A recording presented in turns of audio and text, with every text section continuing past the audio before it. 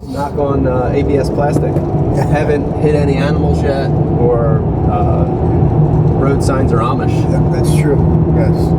Beware of the Amish. Yeah, you gotta watch out for the Amish. Yeah. Horse and buggies are everywhere. The whole mafia thing is true too. It is. You don't want to mess with it.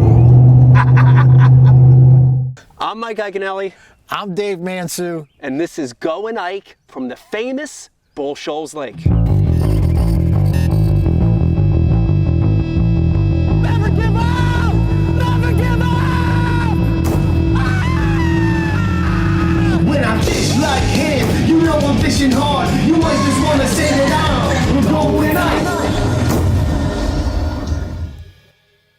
Well, you know, despite the fact that it's 2019, Old Shoals is still kind of like a sleeper lake. It is, isn't it? It is. It's far bigger than I ever imagined. You know, my concept of it coming from the East Coast was that it was one of the smaller lakes in the region, and it's actually one of the largest. Giant. About a month ago, I was fishing on Old Shoals, and it was at full pool. Okay. Well, now today we're going to go there, and it's 21 feet above normal pool. So let me get this right, Dave. So anything above the full pool water line is underwater right now, right? So we're talking bushes, trees, benches, park benches, all that stuff is totally flooded. Everything. There are a number of campsites along the river that are underwater right now. In fact, where we're going today, it's Lead Hill Park. Yeah. The recreation site. The ramps there are actually underwater. Wow. We're actually going to put the boat in off a road. Off a regular road. Off a regular road. Yeah. Oh my God. So Mike, I know you've fished a lot of conditions similar to this. Yeah. But the one thing that's really going to freak you out about this condition here, typically when the water rises like this, we have nothing but mud conditions. Right. You know, now you're using bright colored, noisy baits to catch the fish. Yeah. However, in this system, in a very, to me, unorthodox and unique manner, the water's not going to be muddy. You're going to see everything that was recently covered because the water is so clear.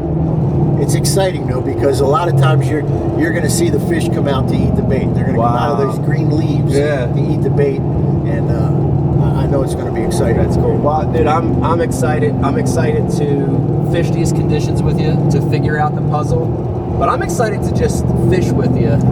We've known each other for seems like 100 years.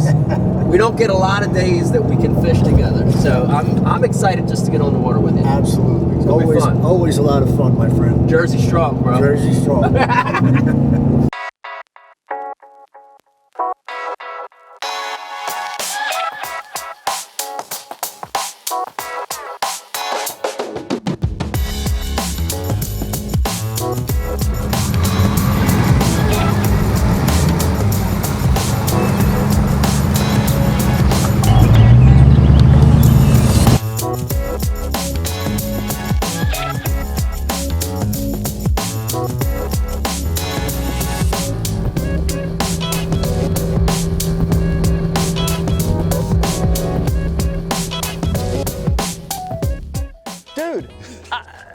Pavilions, a kid's playground, underwater. All underwater. Yep.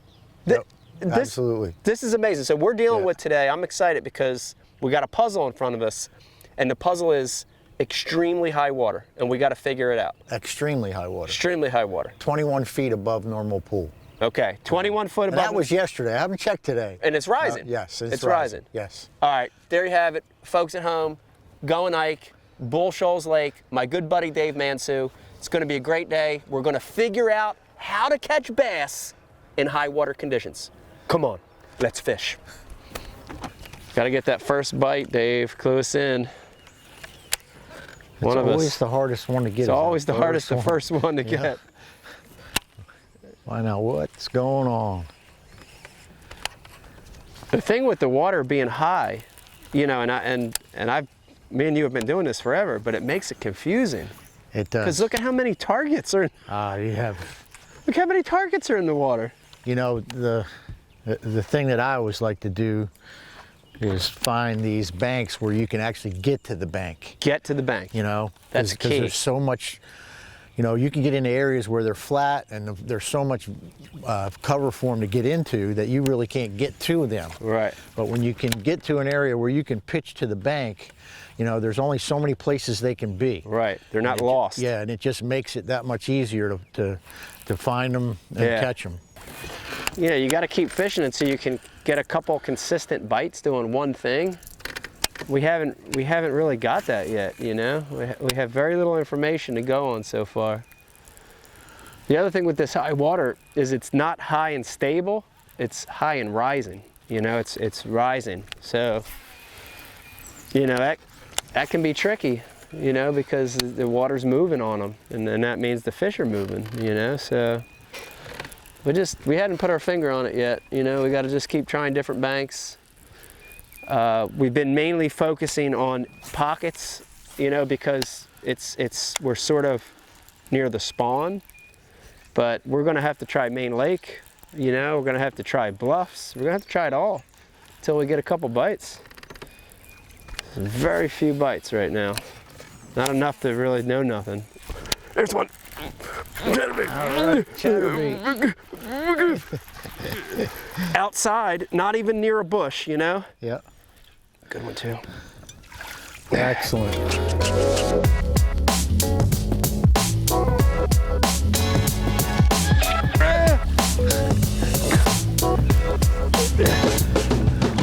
Good one. Good one. Look at that.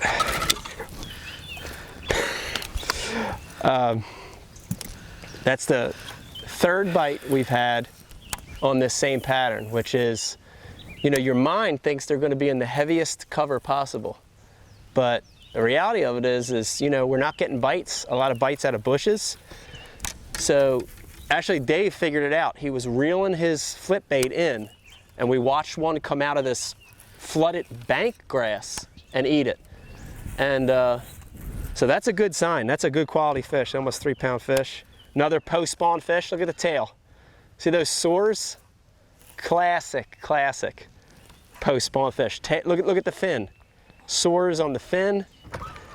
That's a fish that's recuperating. That's a good one. Man. You know, my rule is like one. Sometimes you can be dumb luck. Right. But you know, like when you get two and then you get to your third, then you're kind of sort of like, all right, hold on a second. Yeah. You know? Yeah, we got something going here. Yeah. They're trying to tell us something. And it might not be the strongest thing that happens today, but it's happening right now. It's happening. You know? Yeah. There's a big one. On a chatterbait. Giant, dude. Slow rolling it out in the bushes. Oh, God! Like, seriously, like, this to me is mind-blowing. That you have high, rising water, and we're actually catching them a bit off the bank. Yep. So your mind starts to think, is there a better bait for that zone? You know, me and Dave were talking a swim jig, a crankbait, jerk bait, maybe a swim bait. So, you know, you get to the point where you start trying to find a better bait. Chatterbait's working, but it feels a little off. So I want to go through the process of trying some different lures. Just to see. Bush bite's got to turn on. And a big one! Ooh. Oh my God! Oh my God! Jerk bait! Yep, Nice. It worked. It worked. Call Michael. You stay on there. You stay on there. Yeah. Yeah. Jerk bait was the right call, dude. Yes, it was. Right over help? top of a Need deep help? bush. I got him, Dave. Right over top of a deep bush. Big one. Oh, that's a good one. Yeah. Yep. Man, this is unbelievable to think that with the rising water, why these fish are out, Dave. Yeah. I don't know, but they're certainly out.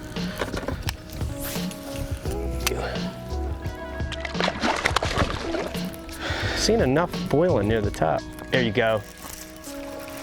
Man, this pattern is so solid, dude.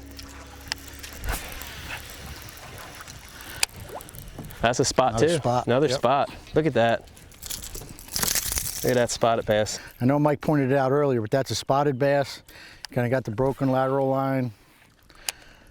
The jaw of the mouth never goes past their eyes here. This line never goes past the eye. Largemouth will be back here, and then you got the teeth on their tongue. Now we're getting dialed. Yeah. You know, now we're actually getting dialed in, and we're learning to adjust the baits. You know, went from flipping to a vibrating jig to a jerk bait to a square bill. It's all coming together right now. Ooh. That really didn't go where I wanted it to. There's a big one. Oh God! Yeah. Go, stay down, stay down. Don't you do it. No, it's not that big. Sucker. Sweet.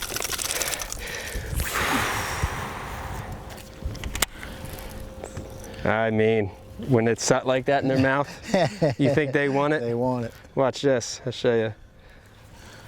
When you caught them like that, it is sideways. Smallmouth! Now, is it? Yes, stay out there. Trifecta. Ah! Look at that, dude. Now I know what you're thinking. What are you getting excited about? The fish is like 1.25 pounds. But I'm gonna tell you why I'm getting excited. That's the 3rd species we've caught today. Bull Shoals Lake, my good buddy Dave Mansu, largemouth, spotted bass, and now smallmouth. I want to show you the telltale signs. Look, little boo-boo there, enclaved belly. That's a small male smallmouth that has spawned. It's done spawning and recuperating for the spawn, feeding on bait, feeding on bluegill. Another victim of the shadow rat. It might have been a carp. See that? See that? How big that is? That's a giant. Oh, it's a This is a big one. Ah!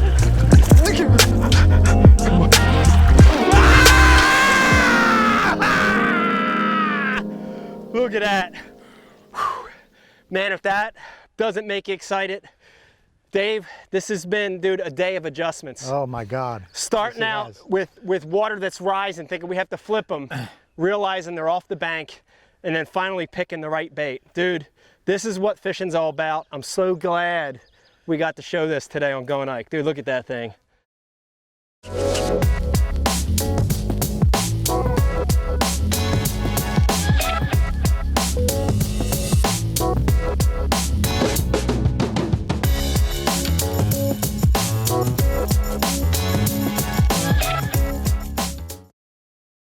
For information on the product and gear used in the show, go to MikeIaconelli.com and follow me on my social feeds at Mike Iaconelli. And if you want to help grow the sport of fishing, get kids involved. Go to theikefoundation.org to figure out information on how you can help get involved in getting kids fishing.